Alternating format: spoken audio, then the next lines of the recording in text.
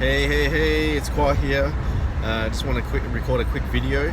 I just got off the phone with someone. I went to do a meeting with someone yesterday, just for a particular service that I was providing. I was really looking forward to it. It's a pretty big deal. But then they just called up and said, unfortunately, we don't believe that you have the right capability or skill set, and we have to go and find another provider. So that's a rejection right there. And I'm going to be completely honest with you. I feel a bit bummed out.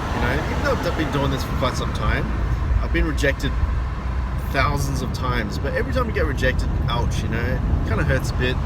But holistically, it's okay, because I know that it's just a number.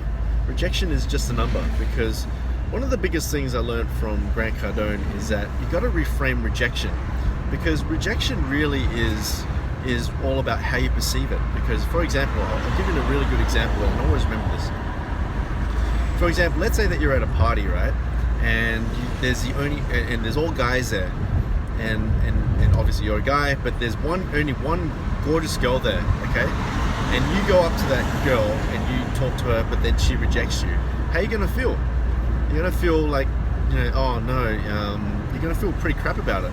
However, if there was a lot of girls there and you were the only guy there, and you went to talk to every single one of them, right, and you would get rejected by 10 of them, but then the other people will say yes to you, you'll feel pretty good.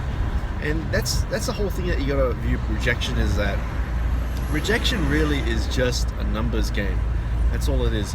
If that's the only opportunity that you have, then you're gonna feel really crap about it. But if you got about 100 opportunities that's sitting on your plate right now, you'll be like, nah, forget it. No, I gotta move on to the next person. I got so many more people to call. So that's how you can re-game the system. It's like applying for a job. Like when I was my friend, he works in a law firm, and he asked me on how to get another job, and I showed him, okay, what you need to do, you need to send out 100 resumes a day, and you need to go to at least 20 interviews to get a job. That's the truth. And then he goes, okay, I'll try that. And then he did it. He went through the process. He went to the interviews, and then eventually got it. But before that, he said that he got these, like, he was getting rejected early on, and he said, oh, I don't know if this is right for me. But I told him, look, if you've got 20 interviews lined up, you're not going to really care about that person rejecting you, because you've got another 19 more people to go see. So that's how you can really game the system, is that you got to create a way where you've got so many opportunities going to you that you don't care whether they reject you, because you just don't have time for this, because you got to make calls on those other people. You got so much more opportunities to go after, and it doesn't matter. So that's how I sort of like handle rejection, is that if I'm feeling upset about it, that means that that's the only opportunity that I've somehow generated. But if I have 100 opportunities sitting on my plate, then I just don't care, because I got so much more people to go and approach. So that's how you can sort of like deal with rejection, is that you got to create a system in which you're creating so much more opportunities going your way. And that's what you got to stay focused on. How can I get more appointments? How can I get more meetings? How can I see more people?